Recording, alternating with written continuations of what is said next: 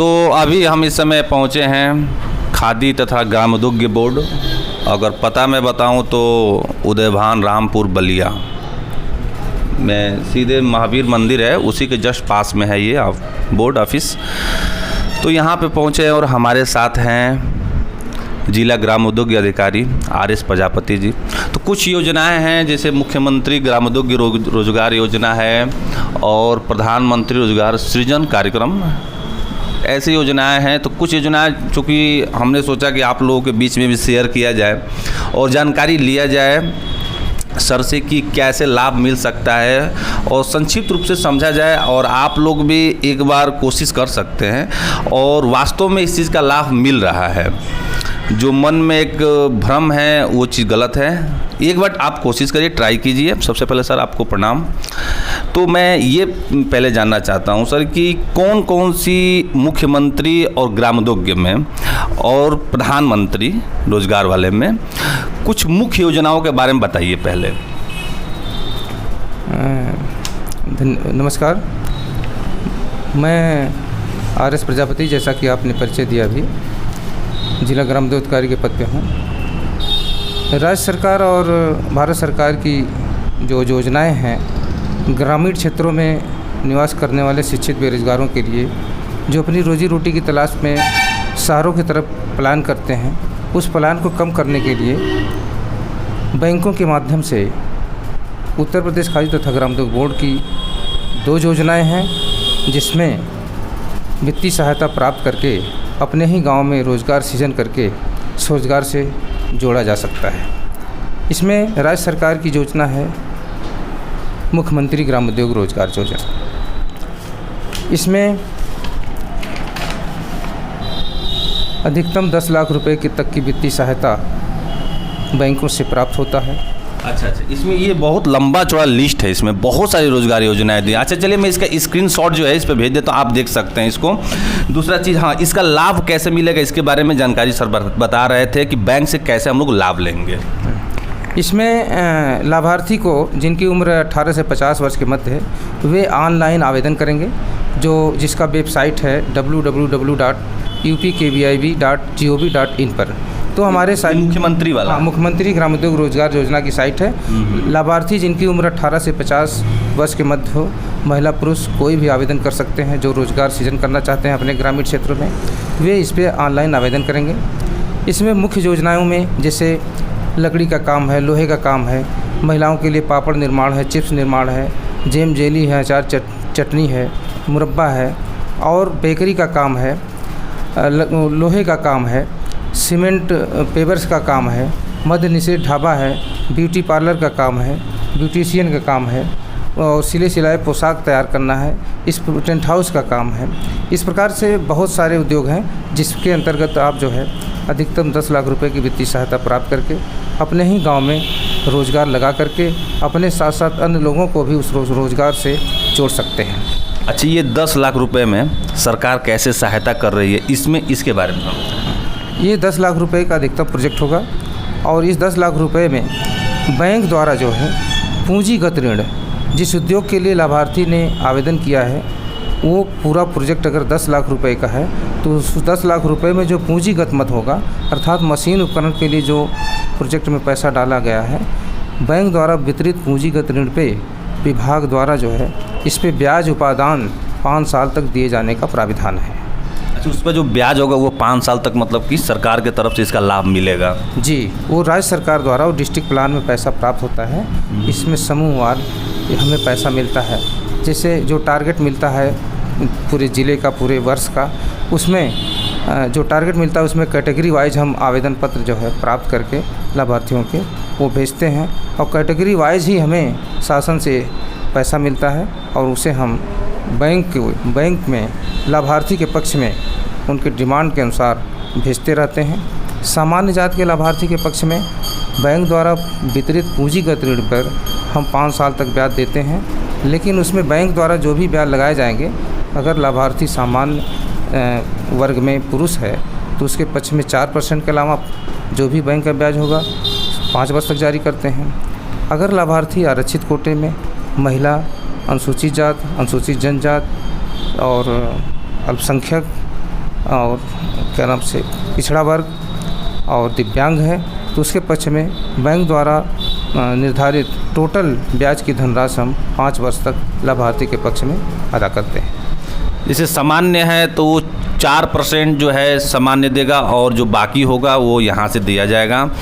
और अगर सामान्य के अलावा जैसे कि ओबीसी है चाहे और भी जो जातियाँ हैं उसको पूरा का पूरा ब्याज जो है सरकार की तरफ से दिया जाएगा, और वो भी 5 साल तक। 5 साल तक एक स्टैंड होने के लिए काफ़ी समय है जी, है कि नहीं? 5 साल का पीरियड है।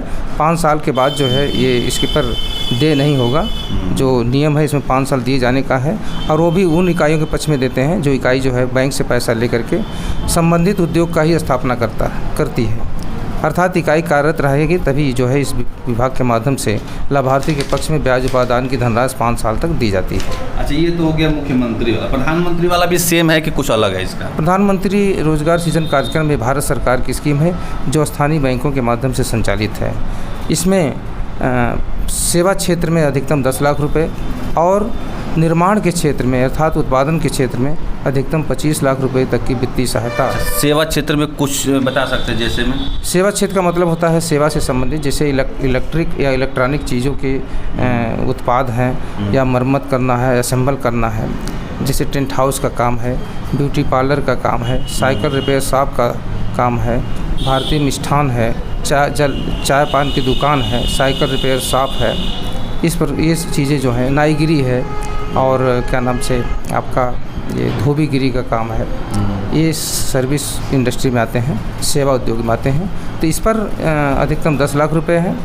और जो प्रोडक्शन यूनिट होती है, उत्पादन यूनिट होती है, जैसे लकड़ी की कोई चीज़ बनाना, लोहे की कोई चीज़ बनाना, और क्या नाम से ये आपका आटा चक्की है, दाल मिल है, तेल मिल है, नमकीन, बिस्कुट, तरह तरह के उद्योग हैं जिनका मैन्युफैक्चर करते हैं, खुद तैयार करते हैं, मैन्युफैक्चरिंग होता है, जहाँ उत्पादन हम करते हैं, उस पर अधिकतम 25 लाख रुपए तक की वित्तीय सहायता प्राप्त होती है।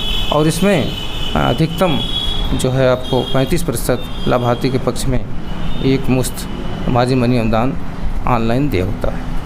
35% मतलब कि एक सब्सिडी के तौर पर मतलब कि कम हो जाएगा, माइनस हो, जितना पैसा ले 25 लाख रहे तो उसका 35% मिल जाएगा उसको, ठीक है। बाकी जो बचेगा उस पर उसको ब्याज देना है कि वो ब्याज सरकार की तरफ से मिलेगा। इसमें जो भारत सरकार की स्कीम है प्रधानमंत्री रोजगार सृजन कार्यक्रम, इसमें यदि लाभार्थी सामान्य में पुरुष है तो उसके पक्ष में जो है 25% अधिकतम मार्जिन मनी दिया जाता है।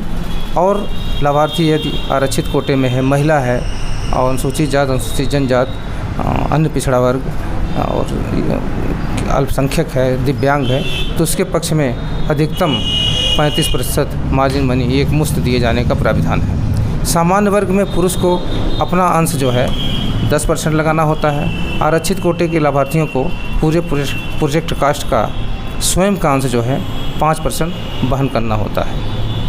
ये चीज़ है। तो ये प्रधानमंत्री का जो है रोज़गार सृजन कार्यक्रम, तो इसका भी मैं फ़ोटो खींच के डाल दूँगी। इसमें भी बहुत सारी योजनाएं हैं जिसका लाभ आप ले सकते हैं। तो इस वाले में जो है सब्सिडी का लाभ मिलेगा और मुख्यमंत्री वाले में आपको पूरा ब्याज का लाभ मिलेगा। तो ये चीज़, हाँ, एक चीज़ इसमें मैं और स्पष्ट कर देना चाहता हूँ कि प्रधानमंत्री रोज़गार सृजन कार्यक्रम में वे इकाइयाँ जो सफलतापूर्वक नियमित चलती रहेंगी, तो इसमें जो है राज्य सरकार के माध्यम से पंडित दीनदयाल ग्राम उद्योग रोजगार योजना है, जिसके अंतर्गत जो है वे सफल इकाइयाँ जो प्रधानमंत्री रोजगार सृजन कार्यक्रम के अंतर्गत स्थापित हैं, उन्हें 35 या 25% मार्जिन मनी के अतिरिक्त जो है बैंक द्वारा जो है जो लोन वितरित होता है, उसमें से लाभार्थी का स्वयं का अंश और जो 25 या 35% जो उनको मार्जिन मनी एक मुश्त दिया गया है, उसे घटाते हुए अधिकतम पंडित दीनदयाल ग्रामोद्योग रोजगार योजना के अंतर्गत 13% अधिकतम ब्याज भी राज्य सरकार द्वारा दिए जाने का प्राविधान है। तो उम्मीद करते हैं कि आप लोग पूरे अच्छी तरह से समझ गए होंगे। तो इसके लिए अगर और अधिक जानकारी लेना है तो इसका वेबसाइट का लिंक जो है मैं डिस्क्रिप्शन में दे रहा हूँ, दोनों प्रधानमंत्री और मुख्यमंत्री जी का। आप वहाँ से भी आप विजिट करके बाकी जानकारी प्राप्त कर सकते हैं। तो आपको ऑफिस का एड्रेस मैंने बता ही दिया, एक बार और बता देता हूँ। रामपुर उदयभान और बजरंगबली जी का जो मंदिर है जस्ट उसी के पास में है ये। जिला ग्रामोद्योग विभाग। क्या चीज़ का?